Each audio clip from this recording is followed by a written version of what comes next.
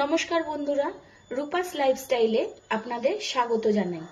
আজকে আমি কাতলা মাছের তেল দিয়ে চচ্চড়ি করে দেখাচ্ছি। এখানে বড় কাতলা মাছের তেল আছে, যেটাকে আমি নুন হলুদ মাখিয়ে রেখে দিয়েছি ভালো করে ধুয়ে।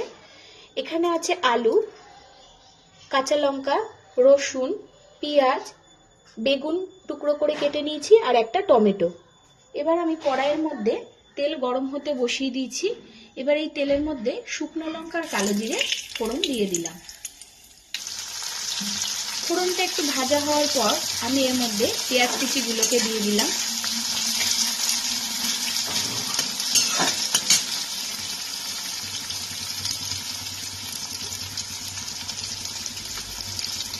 চার পাঁচটা কাঁচা লঙ্কা আমি দিয়ে দিলাম।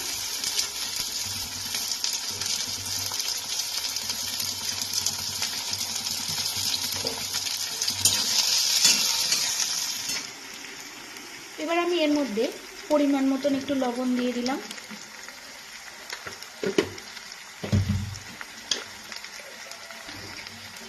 এক চামচ হলুদ গুঁড়ো দিয়ে দিলাম। যে রসুনটাকে আমি রেখেছিলাম সেটাকে একটুখানি থেতে নিয়ে এর মধ্যে দিয়ে দিলাম।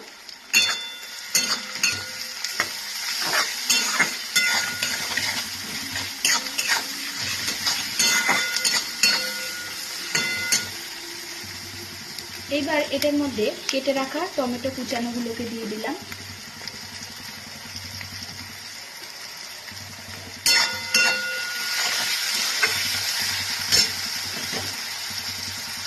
টুকরো করে রাখা আলুগুলোকে দিয়ে দিলাম।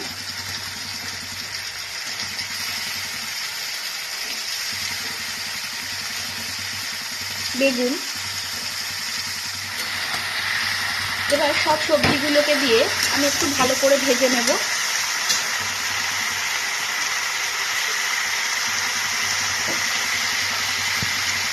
একটু স্বাদের জন্য আমি অল্প করে একটু চিনি এর মধ্যে দিয়ে দিলাম।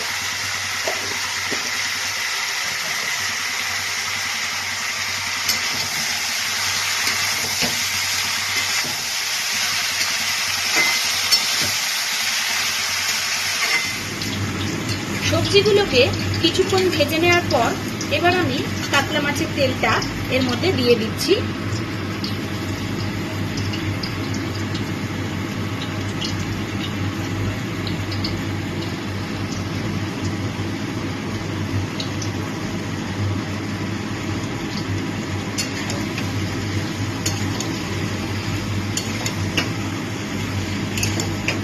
এবার এটাকে আমি একটু ঢাকনা দিয়ে কিছুক্ষণ রেখে দেব।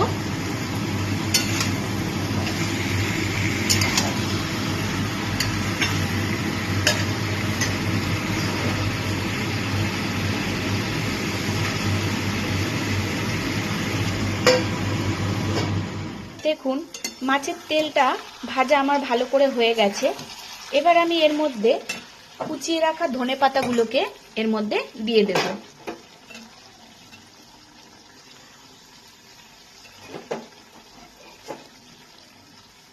দিয়ে একটু নাড়িয়ে এটাকে আমি নামিয়ে দেবো। আমি যেই রকম ভাবে করলাম একবার সেই রকম ভাবে করে দেখবেন, খেতে খুব সুন্দর লাগবে। আর যদি ভালো লাগে অবশ্যই আমাকে কমেন্ট করে জানাবেন, একটা লাইক করবেন আর আমার চ্যানেলটিকে সাবস্ক্রাইব করে আমার পাশে থাকবেন।